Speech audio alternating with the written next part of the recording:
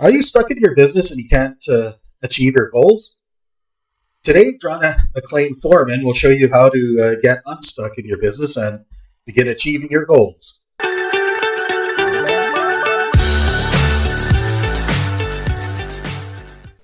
Hi and welcome. This is the Radiant Business Podcast. I'm your host, Jason Ross, joined by co-host Teri and our guest today, John McLean-Foreman. And Hi. I am a digital marketer and web developer. I've been doing this for over 11 years now. And Teri is a professional voice actor who's been doing this for, year and a half. Yeah. Hi, I'm Teri Cleary. I am a voice actor. I'm also a content creator. I do a lot of things. And I'm also an on-screen actor as well. So I spend a lot of my time doing, auditions and voice recordings, and then try to do the business side. And then I'm a content creator too. So I'm all over the place. Anyway, how about our guest? My name is John McLean-Foreman. For 20 years, I was a video game developer, and I left the game industry, and I decided to create my own, using sort of game design principles and so forth, create my own self-help programs. Sort of, find that place where we can sort of combine what works with games and what works with self-help, and help people break through where they get stuck. So I have various self-help programs, some for entrepreneurs, some for people who are stuck in fear. And today, what we're going to focus on is just some personal coaching, and we're going to go through where Teri's dealing with some stuff, and we're going to see if we can get her unstuck by the end of the episode. Awesome. Now, quick question before we begin. Yeah, with the name John McLean, you didn't have to by any chance work on any video games in the Die Hard franchise, did you? I did not. I did not. Darn, That is those games. That is such a shame. Yeah. Oh, Jason, you played those as well then? Yeah. I haven't played the video games, but I've watched the movies. Oh, okay. So I played the video games as well. And I am a diehard gamer. I'll always be a gamer. I game to this very day. And I was gaming just before we came on, just to kind of relax and chill out. So yeah. Oh, that's wonderful. I love it. Yeah. So John McLean. So you're familiar, I hope, at least with Die Hard. Intimately. There's, especially when it was a newer film, people would go, "Come on, that's not your name." It's like, no, that is my name. Yeah. Yeah. I love it. Well, I guess with a yippee-ki-yay, let's get started with the main podcast. Oh, you forgot that last part, but that's all right. We'll just skip on by it. Yeah, well, we got to filter it for the YouTube side of the... No, I'm being funny. Of the upload. So, anyway, so what we're going to be doing is something a little bit different than some of the previous episodes. John McLean has actually offered to do an in-depth look at Teri's business.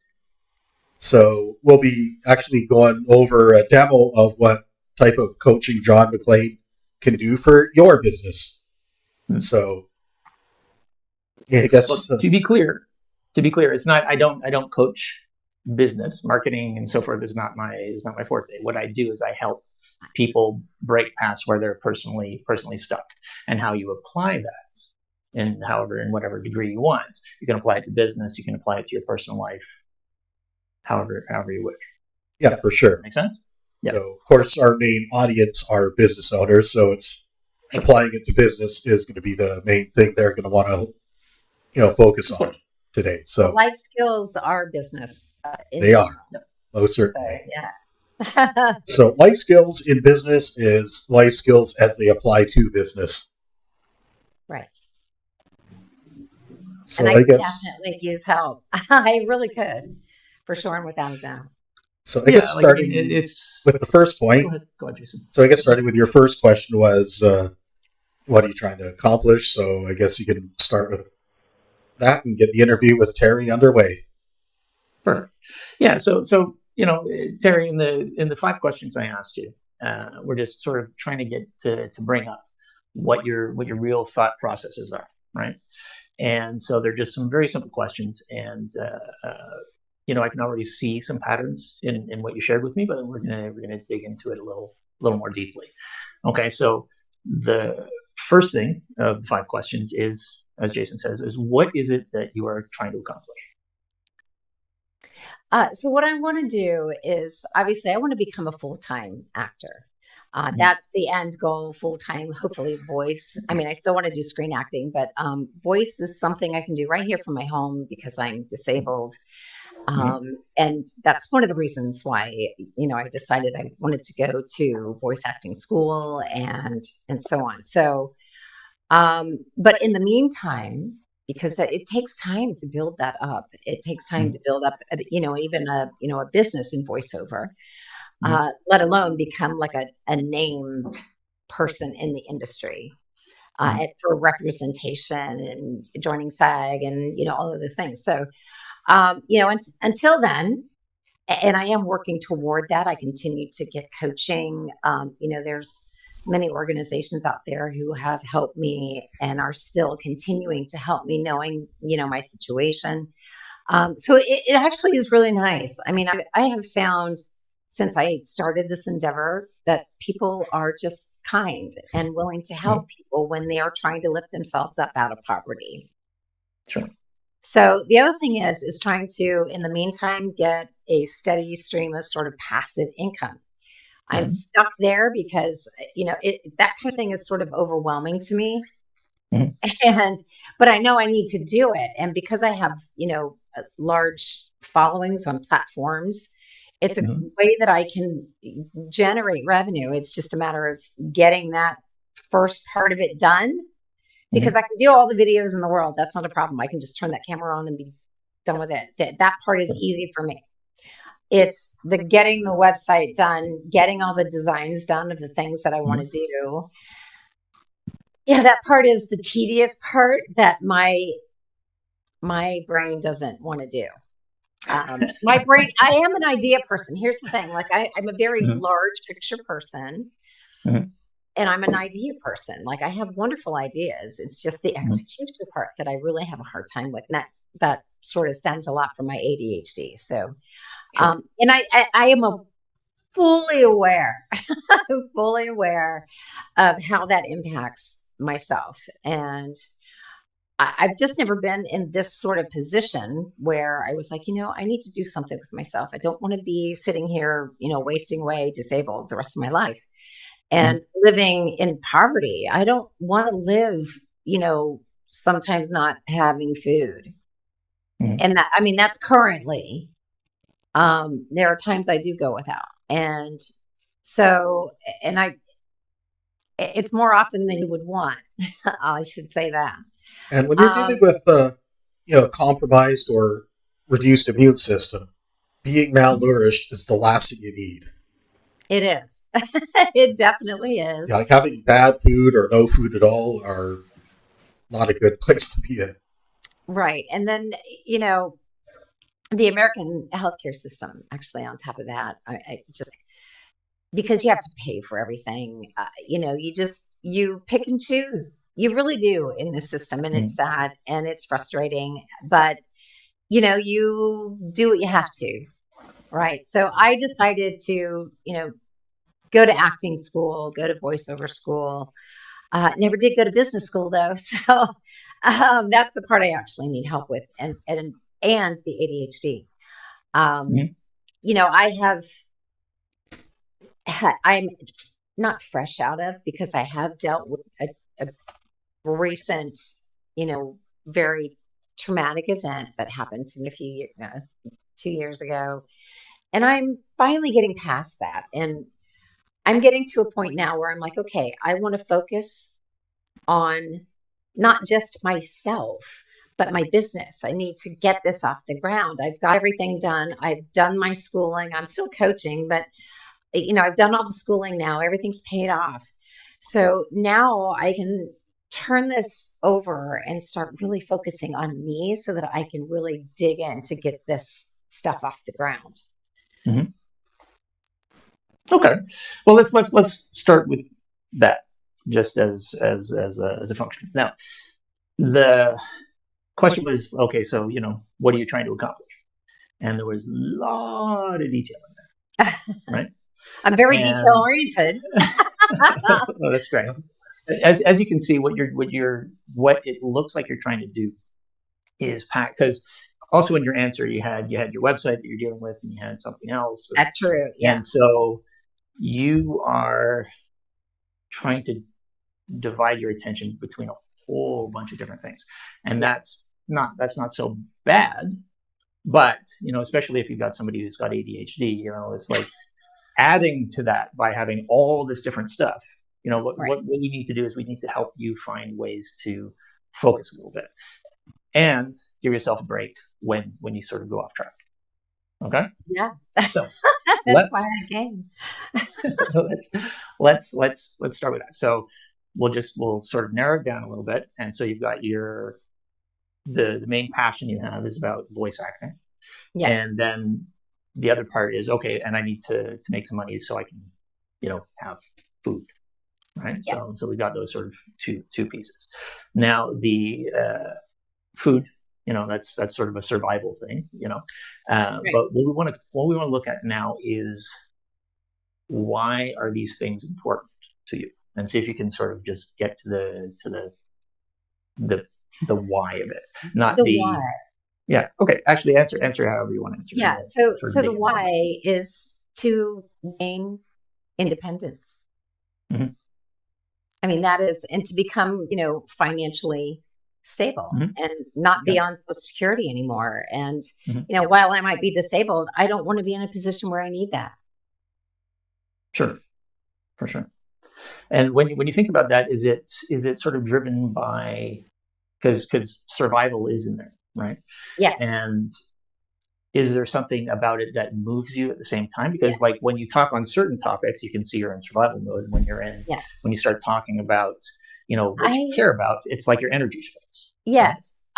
So one, I'm extremely creative. I mean, honestly, I see in color, like I dream in color, and I think, having ADHD, I think lends itself to that kind of creativity, which is great. And I love that part of me.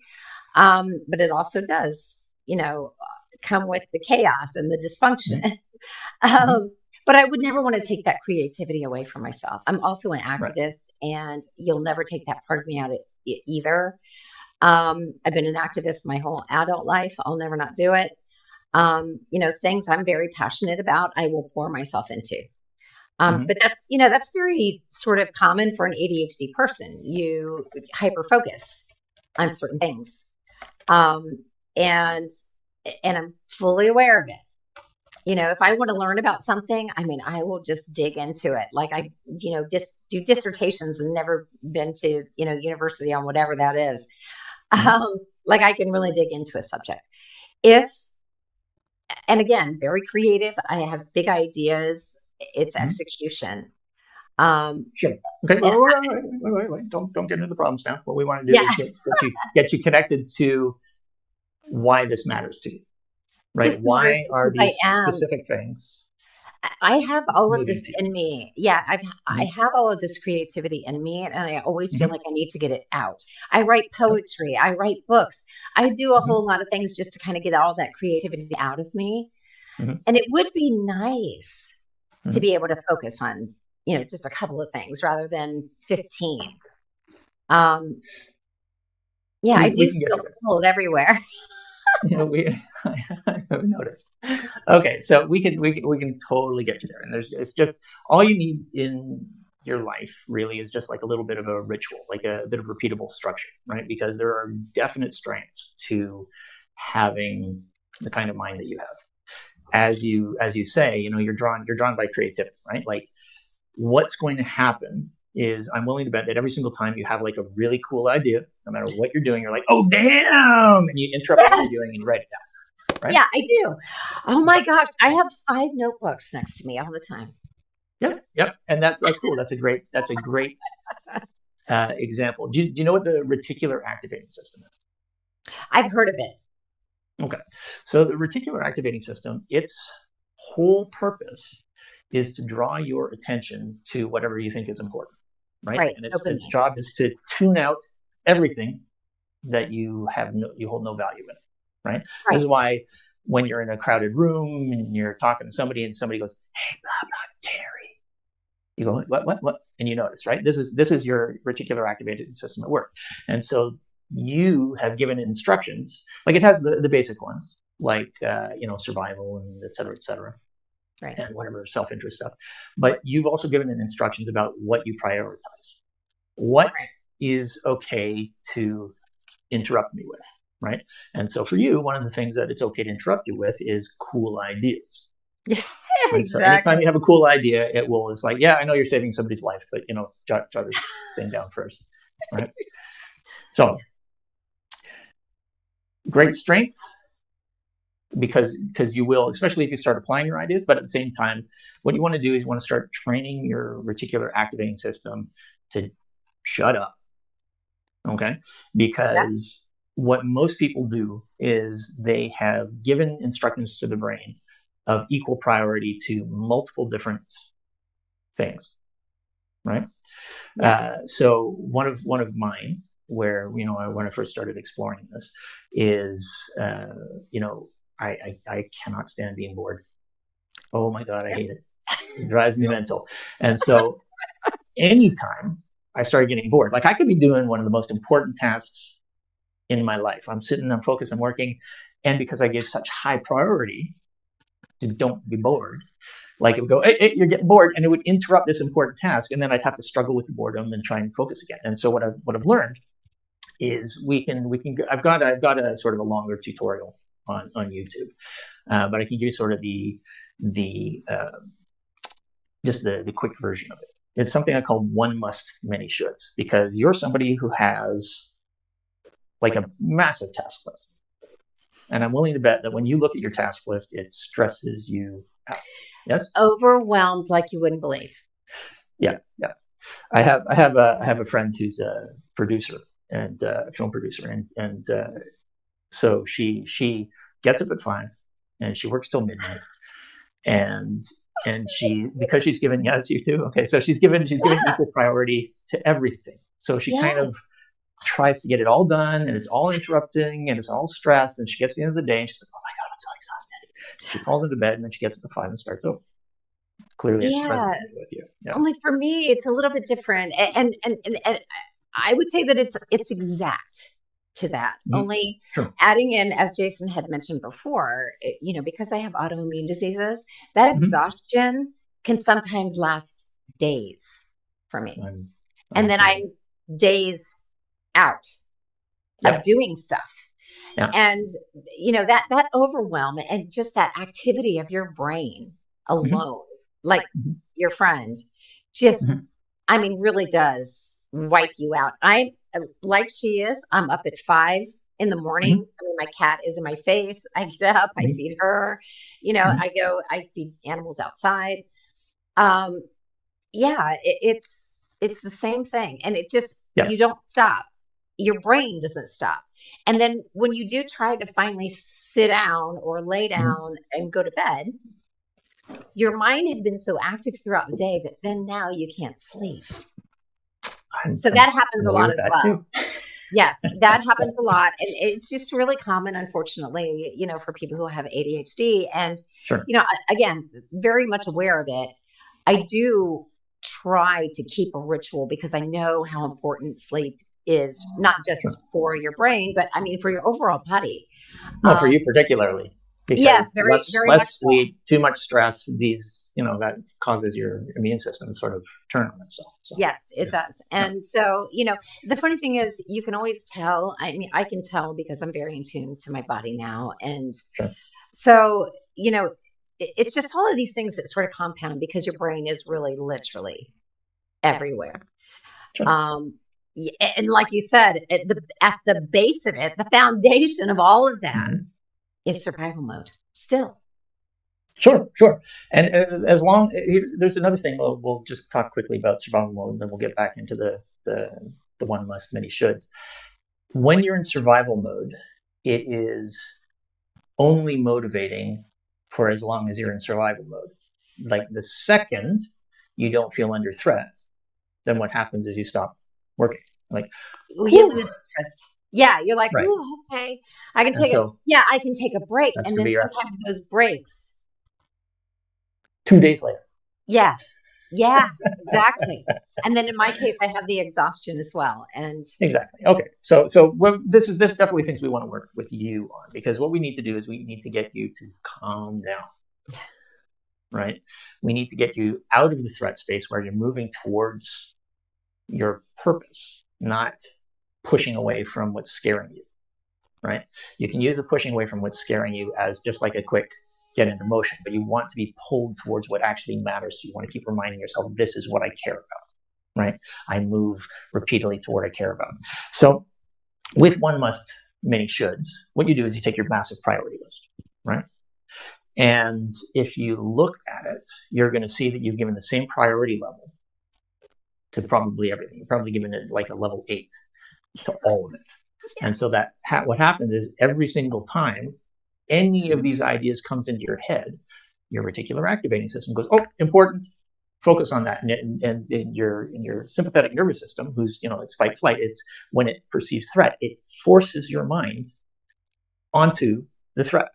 So it by doing this, it purposefully interrupts you because it perceives threat. So what we need to do is, since you're an actor, this is going to be easier for you. Good. What you do is you look at your entire list of tasks and you see all these priorities, and you see that they're all, priority level 8. And what you're going to do is you're going to look at this list again, and you're going to go, you know what? These are all 4. And you're going to visualize them as priority level 4, right? So using your imagination. And so, they're still on equal, on equal ground. So they would still interrupt each other, right? Because they got the same priority level. So you visualize them, you drop them down in importance. You visualize, they're a should. I should do it, but if I don't, who cares, right? And you just create that in your imagination. And then you take one task, just one, and you give yourself some parameters, right? Especially for you, you're going to need parameters in which to take on a certain task. And you say, you know what? I'm going to work on this one task for 2 hours. And this task is priority level 8. Right? And you visualize it as important. So you can see it in your mind, right? So it's like you said, you're somebody who sees in color. So you bring everything down. You just say, cool, I don't care, whatever. I'm tranquilo, I'm chilled, And this other one is important. And your subconscious will get on board with that because it does whatever you tell it to do. If whatever instructions you give it and you mean it, it goes, yeah, okay, I'm in. That's and it will push you towards that. And so if you've only got one thing that is level 8 and the other stuff in your mind is level 4, it may still, when you think of it, you'll still have thoughts about it, but it's not going to interrupt you. And this allows you to sit in that space and actually totally focus on this one task. And then, complete it or get your 2 hours done. So you make your winning target not necessarily one specific result, but it's like, I did it for 2 hours. I did blah, blah, blah, whatever it is that you set as your parameter.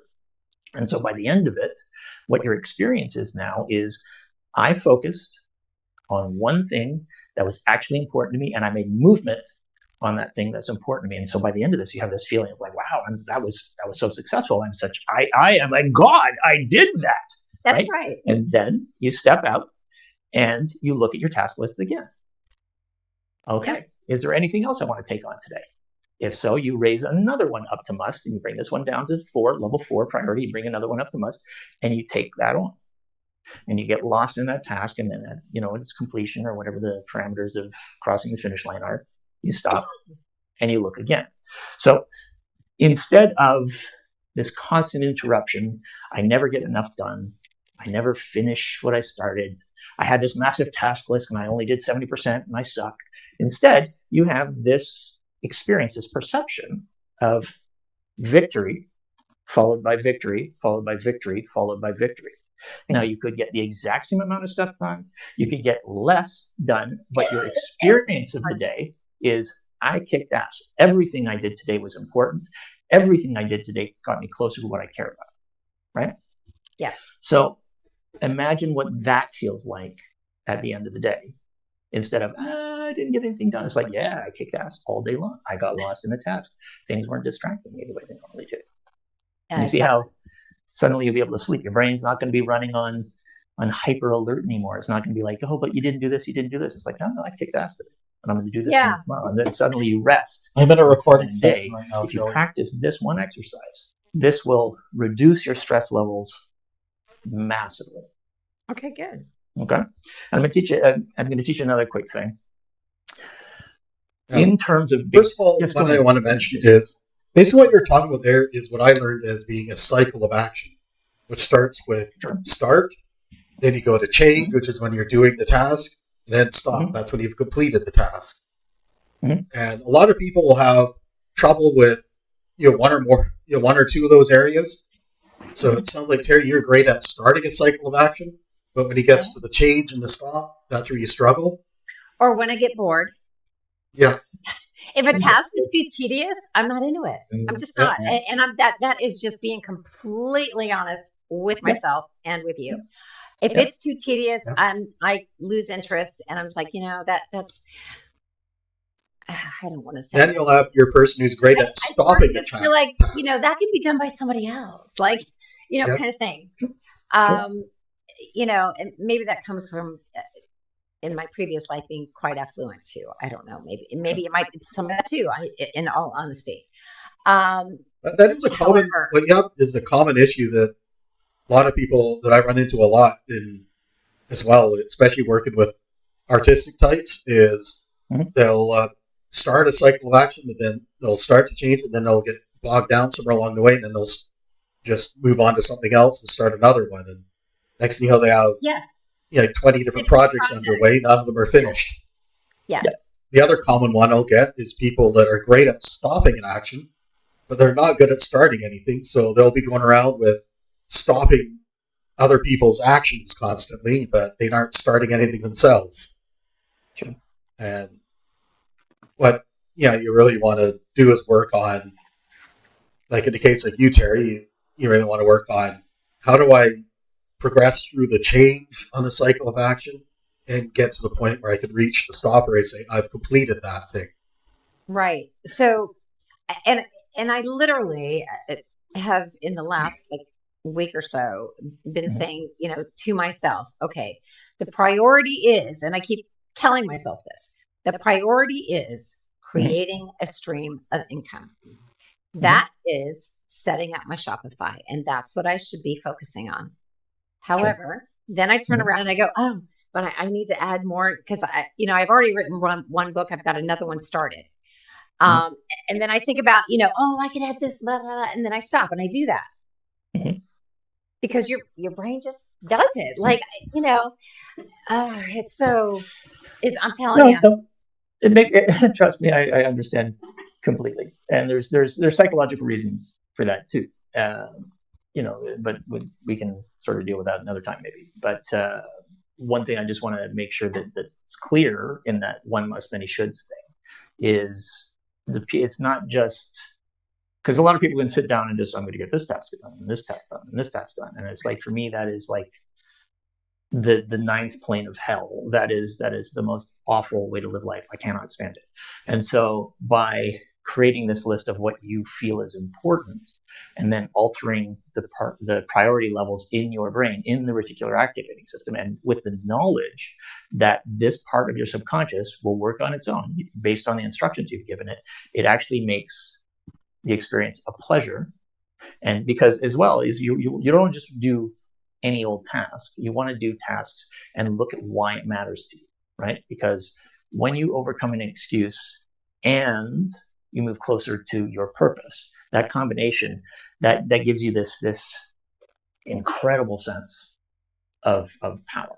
And this is a slightly different topic, but what we want to look at with you as well is we want to start getting clear on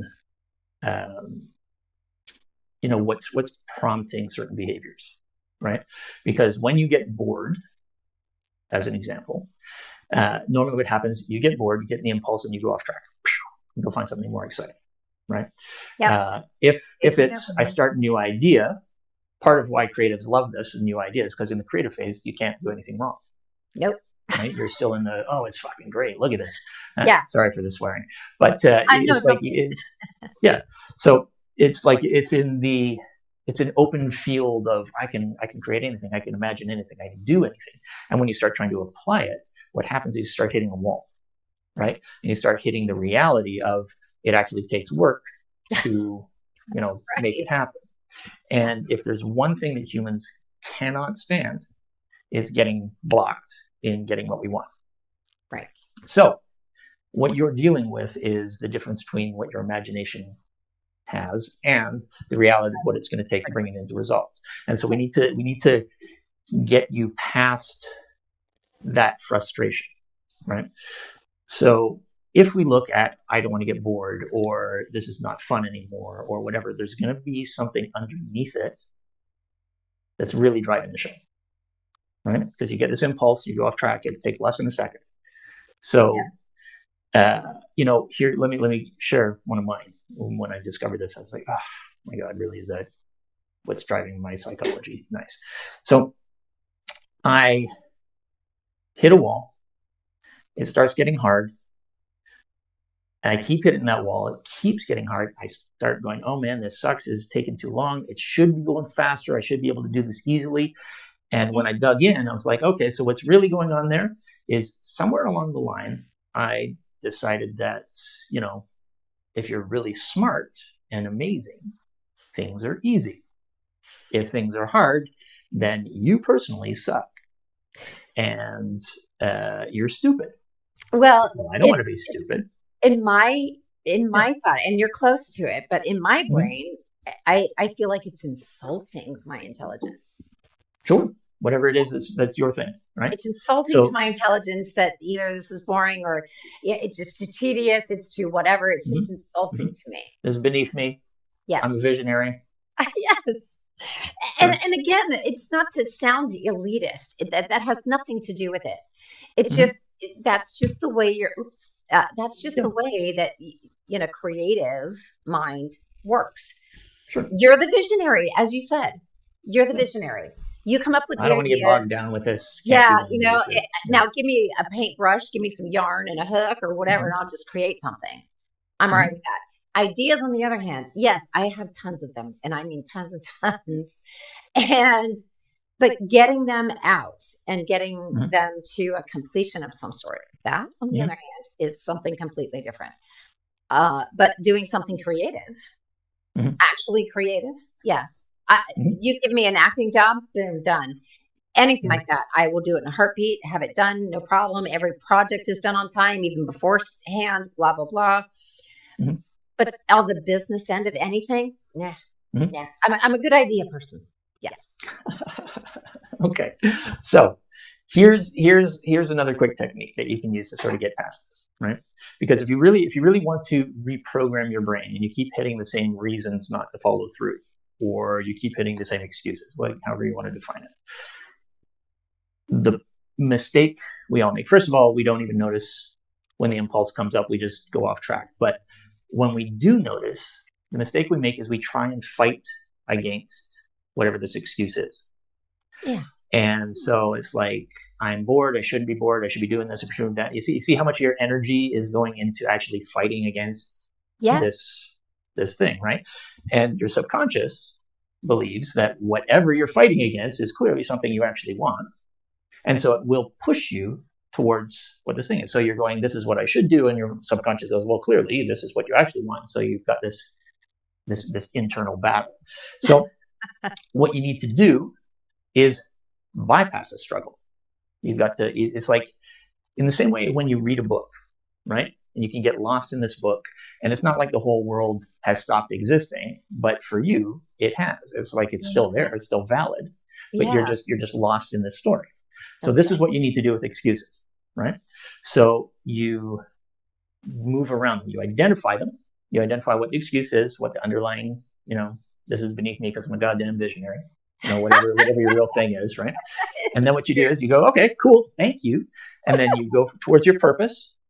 And I've got a little exercise for this. You want to do it with me? Absolutely. Okay.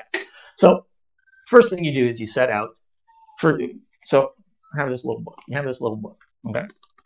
And so you write down what my objective in the next hour is or something. I'm going to sit here, I'm going to work on my website. And then, so you just put work on website. And then what you do is you start working on it. And every time the impulse comes up to do anything else, and it's not just have a thought, because these thoughts come and go, but the actual urge to go do something else, you stop, you write down what the excuse was. I'm bored, I don't want to, well, it's beneath me, whatever. And then underneath that, you write down the real psychology driving the choice. Because normally, as I say, we have these moments where we have the impulse and we're already gone. And what we're doing is we're hyper slowing this down. We're creating a space where you're interrupting the interruption, and you're identifying the reasoning underneath it. And then what you do is you bypass it. So like what you want to do now is like, okay, thank you. And why the reason you want to know your purpose is so you can repeatedly take steps towards it. So then what you do is you point at the outfield. You're like Babe Ruth pointing at the outfield. And the outfield is your purpose, the real reason that you're doing this. Like the website, it's not like the task sucks, but what the website will bring you, the purpose behind getting this thing done. You go, right. Okay, this is what moves me. This is what I care about. And suddenly it's like, okay, and you point at that thing, and then you picture the ball coming in, you smash the ball, and then you're smashing the ball through your excuses. And then everybody goes, run, Teri, oh my God, Teri, she's amazing. And so then then you run around the bases. Run around the bases, right? And this is you connecting your purpose, running around the bases. And then you come back, and then you immediately take an action towards that purpose. Okay? And it can be 5 seconds, it can be 10 seconds, it can be for whatever, gets you back into the moment.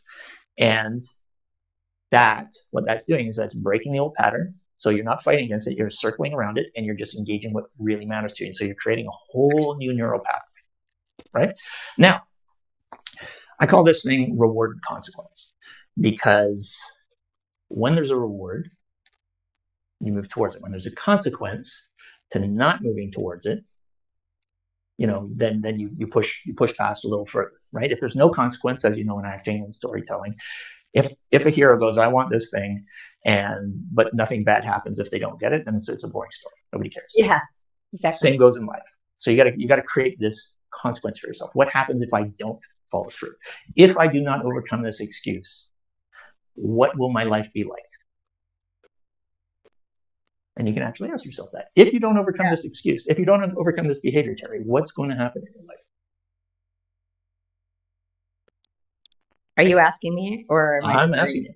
Oh, well, what happens is I stay in a position of poverty, and I don't achieve the goals that I want to become independent. Perfect. So it's going to screw your chance of success.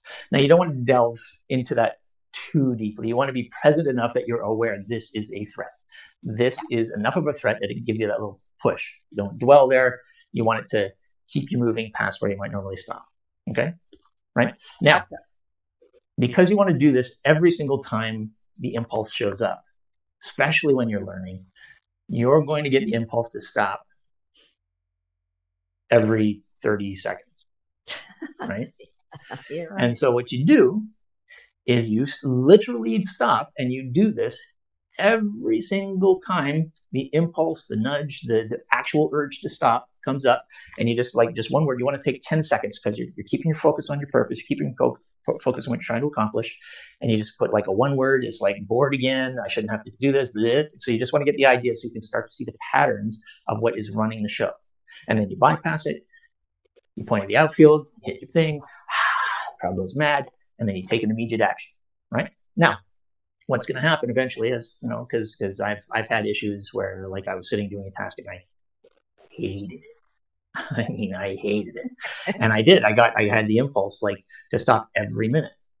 And so, as fun as doing the John, amazing, connecting to my purpose was, it got so annoying interrupting myself over and over and over again. that eventually my brain went, oh my God, fine, I won't suggest anything else anymore. You just focus, fine, and it stopped interrupting me. Right. So it's like just the action of doing that will break the pattern of behavior. Yeah, because you're breaking the pattern, heard this creating before. Yeah, I've not heard this before. And it's funny because, having ADHD, you dive into what ADHD is and how to treat it, or at least I have. And I have not heard this technique. So this sounds like something I can actually do. Yeah, and it's really quick. It should take no more than 10, 15 seconds. And I promise you, if you do this like religiously for like 3 days, whatever one thing, if like focus on some task that you want to accomplish in the next 3 days, and if you interrupt yourself and do that little thing, you are going to see so much about yourself, and you're going to move yourself in a different direction, and you're going to have this experience of repeatedly moving towards what you care about, and you're going to start to reprogramming the pleasure towards what matters to you, as opposed to constantly valuing the item to be bored above what you're actually here for. Yeah, that makes sense. That makes perfect sense. And it is what I've needed. I mean, I've needed something like this, I think. That's something a lot of business owners need, because that's a huge, hurdle that a lot of business owners or executives in C-suite management, they'll run into that as well, where they can get their attention scattered into the unimportant things, especially small business owners. That's often the hurdle is they'll get bogged down in the day-to-day minutia of working in their business, that they never take a moment to work on their business. Yeah. Right. Well, you've probably heard the expression, if you want something done right, you got to do it yourself, which is in actuality a fallacy, because the real business leaders, they understand, no, the true statement is, if you want something done right, you have to find the best person for the job. Right. And in some cases that might be yourself, but in many cases it'll be hiring someone else. In some cases, especially your small business, you might not, like in a case like you and I and Teri are in, we might not always have the resources to hire someone else. So we got to kind of muddle through it ourselves. But if you're in the business builder mindset, you'll understand that I'm only doing that because of lack of resources. As soon as I have the resources built up, this is one of the first things that I'm hiring somebody else to do for me. Exactly. And now you get because you're visionary. Exactly. Now you get you're the person who builds systems rather than being the system. That's right. Yeah. That is absolutely right. And this is why that Shopify store is the most important thing at the moment, because that is what's going to create a passive income stream for myself, so that I can reinvest that back into really building up my voiceover business, and being able to invest that right back into myself. That, like you say, it's just a matter of really dedicating myself to the priority of doing those designs and then setting up the website. I've got everything.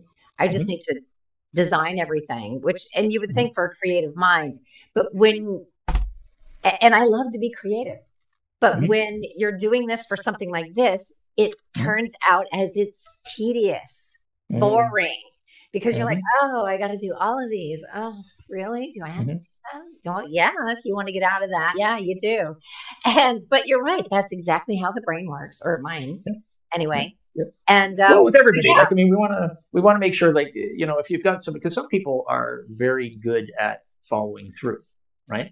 But they have their own version of, they have a thought and they follow the impulse, right? And the more we can bring to the surface what we really believe and what we really think, then you can choose differently.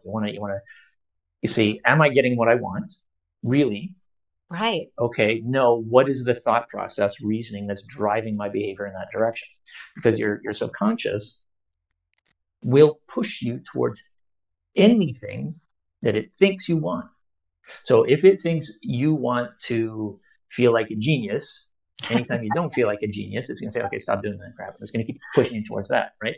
And so our behavior follows what we've given the instructions to our subconscious to follow, basically, because it will, it has no feelings about any of it. it will push you towards whatever it thinks that you want. And so if you're not getting what you really want in life, then you got to go, okay, so what instructions have I given it? What am I following? What's the logic flow? And then you got to bring it to the surface, have little things to bring it to the surface so you can break it up and choose differently, right? And I've got tons of techniques, and this is one of them. Yeah, and so based on, if you get stuck in different places, like another place that you're probably going to need a little support is needing support. Right? Yes. You're going to need somebody to keep you accountable. Yeah, I don't have any. So, I mean, I have a significant other, but they're not like business oriented in that way. Sure.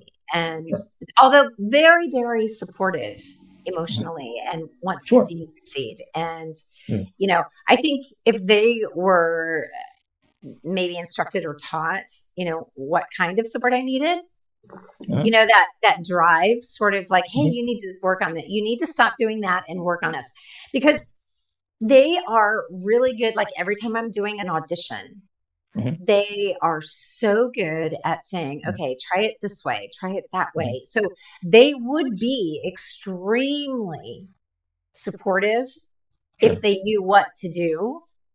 So I guess it's up to me to say, okay, this is what I need from you. And I don't have a problem doing that. I really, really don't. I don't have a problem saying, hey, this is what I need. And I mean, we're quite good with that. And so it's just a matter of your partner sounds more like an intuitive than somebody structural. Extremely intuitive. And, it's just a matter, they don't always know, just like they don't always know how or what it is that what they can do. They see what I need or, that I have a need, but they don't always know how to help bring it out. So, so I think they might not be the best partner in holding you accountable, right? Find somebody or some group or something in which, there is a benefit, a reward for following through and a consequence for not following through. Like most accountability groups suck, not because the idea is not great. It's because nothing happens if you don't follow through. So find a group where they'll kick you out if you don't follow through. Okay. Right. And so you're going to need to be in a bit of more of a leadership position. It's like, that's the other thing with most accountability groups is, it's like what you're looking for is somebody to sort of help you get past, like almost like a coach, help you past where you're stuck. And in most accountability groups, you're kind of self-motivated. So you want to find one where people are moderately or extremely motivated. Right? I'll see in the very first thing my brain thought of was, is there an app for that? Yeah. And if there isn't, I'll make one. See that, what I'm saying? Like that's yeah. I'm like, great ideas. I would love to just make an app for that. Sure. Well, I happen to know a number of different people that do app programming. So, get the concept. And in the long run, because I'm doing, like my own branding stuff with Siren Essentials and Bionic Siren. Actually, I am, and I've already started, the idea thing. It's on the back burner because it's just not a priority right now, but an actual app that literally is focused all around my entire brand. Which one of those things would be a meditation part of it, because I do meditation, I do affirmations, and then, a link for them to go to my shop. And then, exactly, multiple directions. But you see why that's on the back burner. But I do have that, and it is there, and it's something that I know I will eventually get to, but it's a matter of when. So I think that's good. Focus on a couple of things right now. Exactly. Just you need to focus. So you got some money, and so you just choose your two things. And just to sort of quickly finish with places where you were stuck, you were saying that one of the places you're getting stuck is perfection. Right? You want everything to be perfect before you put it online. Blah blah blah. Now there's a difference between professional and perfect. Yep. Okay, so if you're going for perfect, it's never getting done. Yeah. Right? If you're going for a professional, it's like, okay, it's not flawless, but I can continue to adjust. Like, I mean, look how many iterations there have been of the iPhone. Look how many iterations there are of every technology that ever exists. We can't make the iPhone until we're number 16 technological level. It just doesn't work that way. So let me put it in sort of an actor's perspective. How well do people who go to oh god, I always forget the word when you're trying out for a role. It's called an audition. How well do the people do in their auditions when they're trying to be perfect? Not at all. You don't want to be perfect. Why? And that's the funny thing. Well, because it doesn't come across as authentic. And why? Because it's true, but why doesn't it come across as authentic? Well, because you're acting, and that's exactly how people are going to see it. You're acting rather than responding. You're outside of yourself, evaluating, is this working? Is this not working? Is this right? Is this wrong? Are they giving me the right response? Are they not giving me the right response? No. Right. That's not what acting is. The acting is you get into the first person and you feel the role and you take risks and you get into it. And you see what happens and you play back and forth and you become that character. So what I want you to do is I want you to take that same mentality and apply it to this other business where you're worrying about perfection. Because it's still not going to be perfect, even though you think it is, right? So use your visualization as an actor, and remember, treat this part of your business like you're doing an audition. You are in the role. You're getting it out there. You're willing to roll with what a person gives you back. You're in the yes and improvisation mentality. Okay? I'm so glad you know all this. This is great. Yeah, that actually reminds me of an interesting story back when I was in high school. Taking a high school drama class. I was doing a 2-person skit, scripted skit, and me and my partner actor, we both ended up forgetting literally half of the lines in our script. However, we were able to understand the characters we were portraying and the subjects that were being covered and in what order.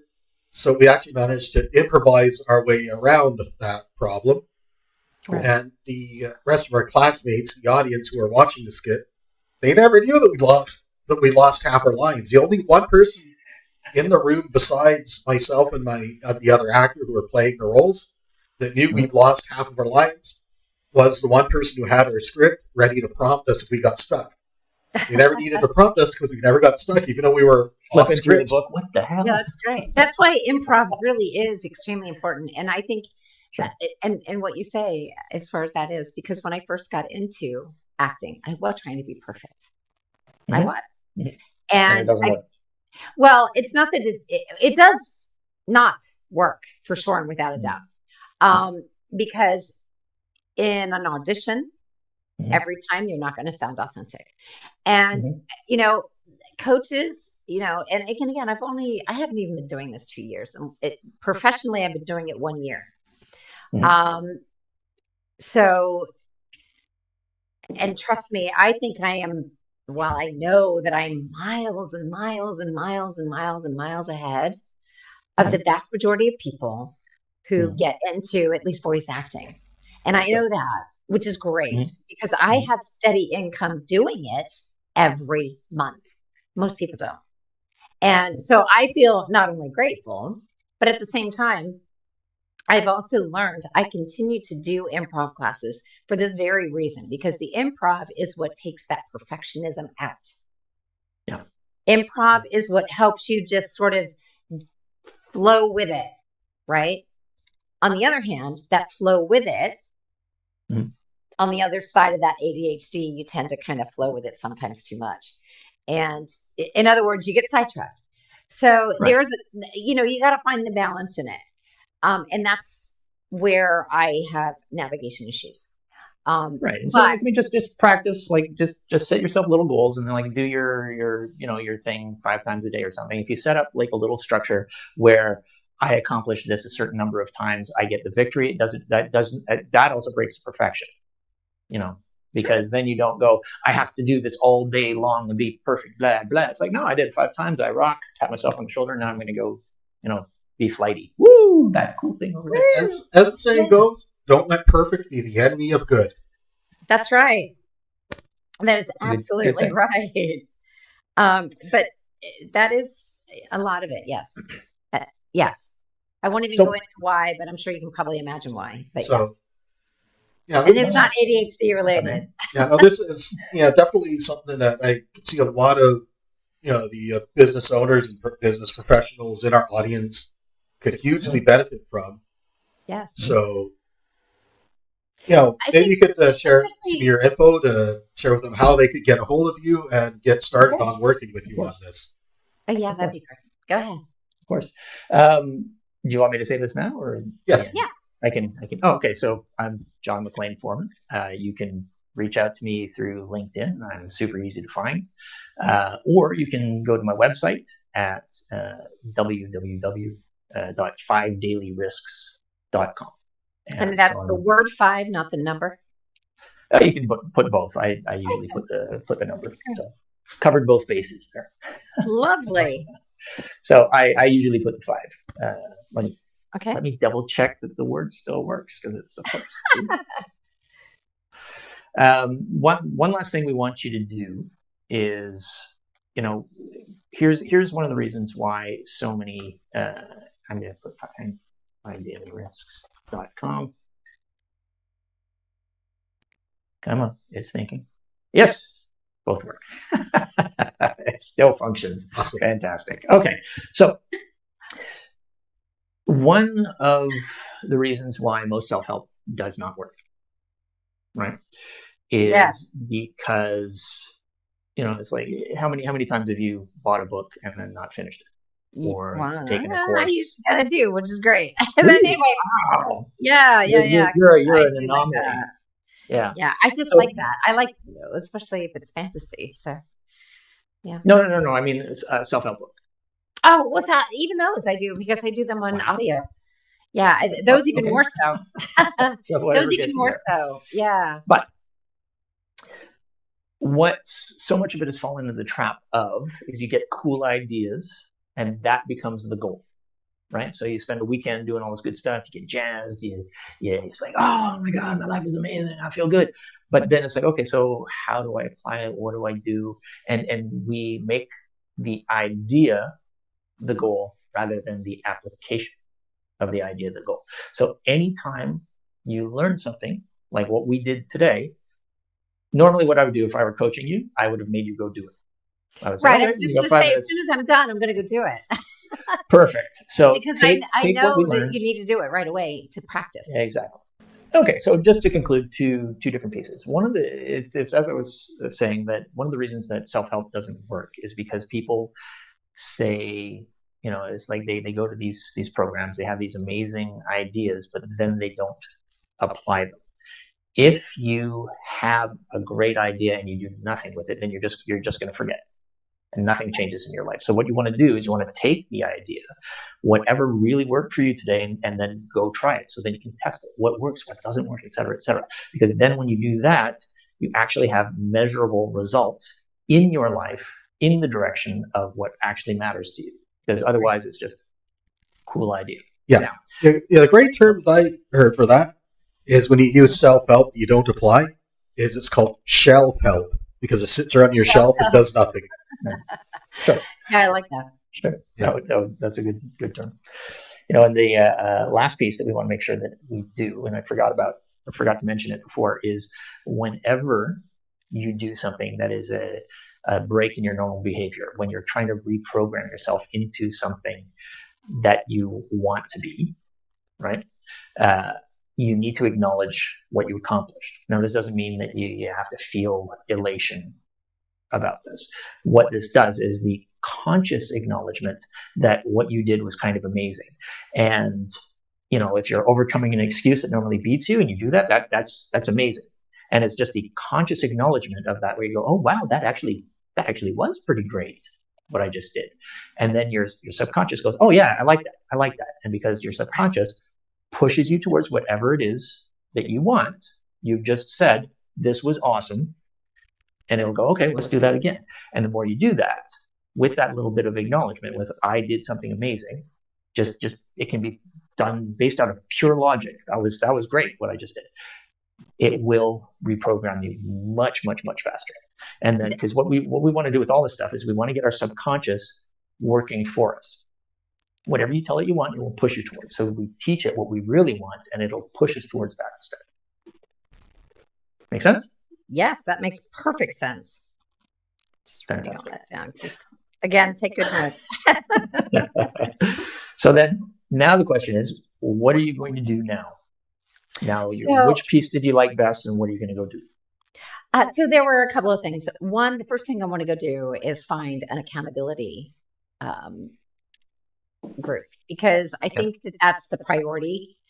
After that, the actual priority as far as my business is going to be focusing on the Shopify shop, because I need that other income in order to invest in the other part of my business, which is the creative end. The creative end is always going to be here. It doesn't matter how long that takes, at least in my mind. That creative part is going to be here. It's not going to go anywhere, in other words. So in order to get that, and that's a reward in my mind. That's part of the reward, is getting to that point.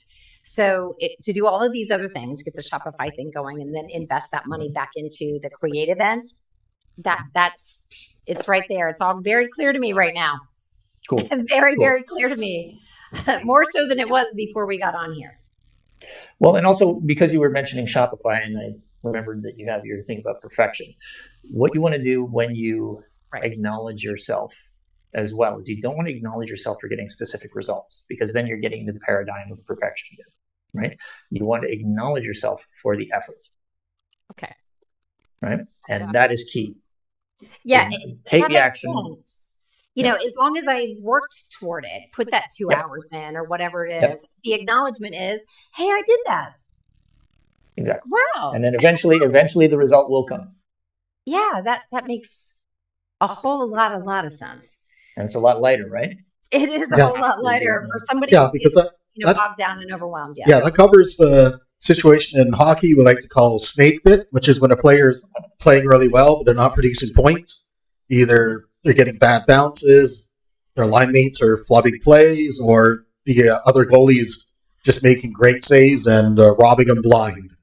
Or the defense is just making great defensive plays and knocking the puck off their stick, blocking shots. My goalie's getting in my way. Yeah, but if that player keeps playing good, solid hockey, that type of bad luck can only go on for so long before eventually if they have good line mates, eventually they'll start getting good bounces. They'll start line of averages completing the plays. They'll start giving the player good passes they can finish. Right. And the goalie will start missing some of those shots. And some of that too comes with trust, by the way. Yeah. Even on a team, you have to trust your teammates. So in my case, you have to trust yourself. And that is one of the, personal things that I have been working toward and doing. That is one of the things where I'm like, okay, I am here to a point now where I can start doing that for me, that I can trust myself and to be able to do all of this stuff. Because I didn't have that before. And, I've come a long way in the last few years. I mean, like a really long way from some of the things that I shared with you. Mm-hmm. And, now I'm really ready to just focus on being independent and making that happen for myself. I wasn't even at a point where I could do that before. So yeah. I'm actually am impressed with myself, let alone, I know that I can do it. It's just learning these little things and, things that I don't really know. And, and like you said, I have read lots of self-help, and I mean lots, but most of that has been in other realms, not self-help, like that sort of thing, or business. I have not read that kind of stuff. I have read self-help trauma, self-help, that sort of stuff. But this, that must be my next step. Obviously. And even though I've read a lot about ADHD, I haven't read a lot about all the little things that you can do for it yet. Now, for self-help for business, this is a great book that I can recommend if I can get it to show up without being blocked out. The E-Myth Revisited by Michael Gerber. Okay. Because this gets into a lot of the types of issues that a lot of business owners run into, especially if they haven't gotten that business background before. Especially people like yourself, you come in the background of what I call the technician, the person who's skilled at doing the job that you're starting your business up to do. for me, I'm the same way. I'm a web developer. I come in here with the skill to develop websites, but I don't necessarily have didn't come into this business necessarily with some of the other skills. I've developed the marketing skills and over time, but Right. But my college education taught me the technical side of how to technically build a website that functions properly, but it didn't teach me how to build a website that markets properly. Right. That was something I had to learn on my own. Right. And, I'm so glad that I actually know that now, because when I redo my website, I know all of these things now that I didn't know before when I had the first one done. And I'm kind of glad that I don't have it right now, only because of that, because I'm like, I want to be able to turn that into something that's going to sell itself. Yeah. Bring business in, because it didn't have that before. I mean, it was beautiful, but that was it. It wasn't functional. Beautiful is fine, but you need functional. And I would not have learned that without you and Odin. And I'm so glad that I have that knowledge now. And because I will know when I say, hey, Jason, I want this done, when I have the money, because I am going to have Jason do it. That's what the Shopify is for, is to get to a point where I can pay Jason and go, hey, I want you to do this for me, because I know he knows what to do. I know he knows how to do it. And I think he knows me well enough to make it on, more personal and authentic, not just functional. Yep. So, which is another beautiful thing, I think, so that when I'm to that point where I have the money to go, hey, Jason, we're ready for this. Jason's going to know what to do on the functional side, but also on the more intimacy side. And I'm sorry, but, acting is an intimacy sort of profession. And so you want that intimacy. You want to draw that people into your website, with a little bit of intimacy, but you don't want you to be the focus. You still don't want you to be the focus. You want your ability to be the focus. So, and Jason's going to be so much more aware of that. And what you can do with your ability for your clients, your customers. Exactly. And Jason knows, he's going to know even the industry itself. I think Jason's very much more aware of voiceover and acting and entertainment now. And I think he is going to know exactly what to do with my site. And I love it. I absolutely love that. Yeah. I mean, I've already done a website for one of your colleagues, voiceofsalathiel.com, and he's been extremely happy with his website. Sorry. Oh my gosh. I know exactly who you're talking about. That's lovely. I'm so glad to hear that. I really, really am. That's wonderful. So with all of that said, we will make sure to include John's, link and contact info in the description down below, as well as I'll also provide a link to Michael Gerber's book, since I mentioned it. Thank you. Right near the end, for any of you who are interested in it, and also in the description down below. With that said, this has been the Radiant Business Podcast. Thank you, John McLean, for joining us and sharing your words of wisdom to our audience, and to work with Teri to give a live demo. This has been a bit of a different type of episode than we've done previously. So, yes, thank you, Jason. I did want to say thank you to allowing that, because it is important. And, I do think people are going to learn a lot from this either way. Yeah, for sure. So I'm grateful to both of you for letting this happen. And I can't wait to start applying these things today. Yeah, and I'd love to hear your stories about what benefits you get from applying it. So those of you who apply John's tips for listening to your own businesses and your own problems, I'd love for you to share your stories in the comment section down below. If you have any questions for myself or Teri or John, again, feel free to share them in the comment section down below. Or you can email John. His email and website will be included in the description. And with that, make sure that you... I've got a bunch of tutorials as well. Yeah. Sorry to interrupt. Yeah, and with that, make sure that you give this video a like, share it with all your colleagues, and subscribe to the channel if you're on YouTube. Follow us if you're on Rumble, and we'll see you all in the next episode. Bye for now. Everybody.